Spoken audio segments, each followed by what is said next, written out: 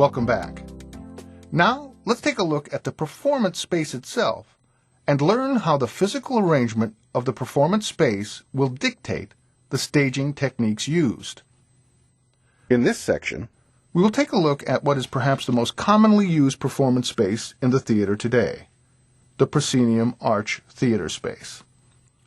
The proscenium space gets its name from the architectural element that is most commonly visible in most traditional theaters.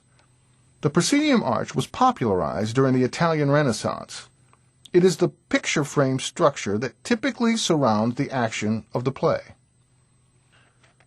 The Italians made the proscenium arch a fixture in their theater in order to create a picture frame to accommodate perspective scenery, which was a popular form of set design at the time, utilizing a vanishing point in order to create the illusion of depth on painted drops. The goal of creating the illusion of depth remains intact today, not only for scenic painting, but for the staging technique that is used on the proscenium arch stage.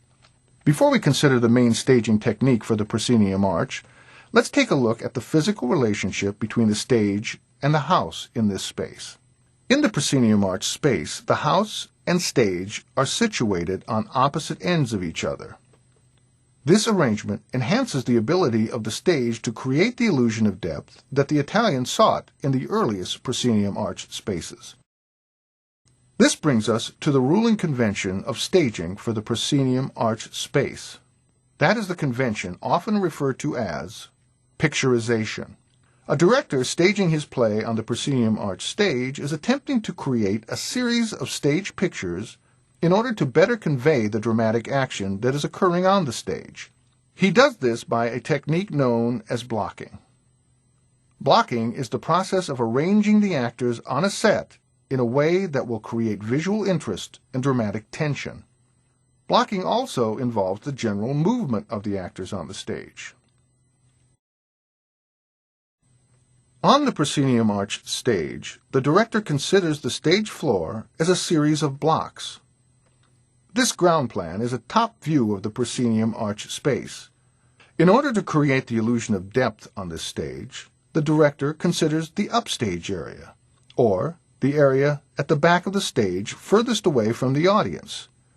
This area serves as the background of the picturization that the director will be constructing. He also considers the downstage space, or the area that will serve as the foreground of the stage picture. The central part of the stage serves as the middle ground of the stage picture. These blocks are further divided into stage right, center stage, and stage left. In the theater, right and left are always referenced from the point of view of the actor facing the audience. So a director facing the stage must reorient his thinking in order to effectively direct the actors from the house. These divisions divide the stage into 9 arbitrary areas of different stage strength. All things being equal, the down center block, or the block closest to the audience in the middle of the stage, is considered the strongest block on the stage. If the director wants to give an actor on stage a particular focus, he will have the actor move into that down center block. The down right block is often considered the next strongest block. This is due to the tendency of our eye to move from left to right on a composition. The fact that our eye tends to rest at the center of any composition explains why the down center block is the strongest block. After the down right block, the down left block is considered to be the next strongest block. And this pattern continues to the center stage block, stage right block, stage left block, and on to the up center block, the up right block, and then to the up left block. Now there are many other considerations to take into account when we consider the strength of a block on the proscenium arch stage. We will investigate many of these when we cover the art of stage directing. Within these blocks, the stage director for the proscenium arch stage will use what is referred to as the proscenium triangle arrangement. The triangle arrangement between actors on this stage works well in creating the illusion of depth, as well as drawing inferences about the relationship between the characters. When two actors are standing together on the proscenium stage, they will match their upstage feet and open their offstage foot in a way that will create an imaginary triangle on the stage floor. This will open the actors to the audience and create the illusion that the two characters they are watching are in a shared conversation.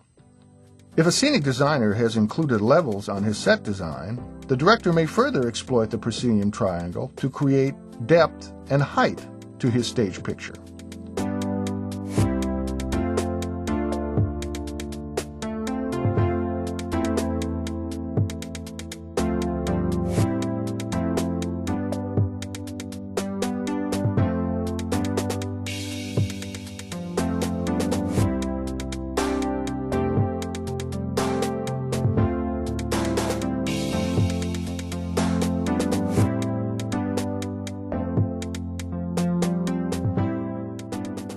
The advantages of the proscenium arch space include, first, that it is the most effective space to accommodate large audiences. This is evidenced by the fact that almost all Broadway theaters are proscenium arch theaters. Broadway is in the business of selling as many tickets as they can to a play production. The proscenium arch space makes this possible.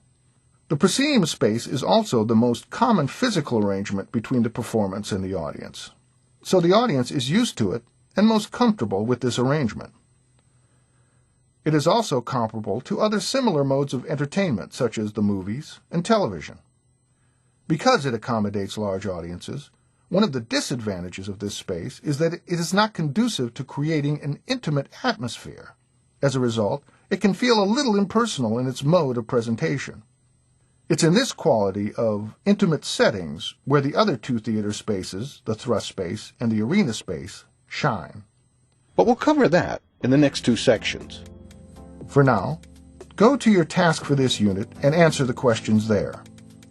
When we come back, we'll take a look at the theater space that was popularized during William Shakespeare's day and see what techniques are used to stage on this unique theater space.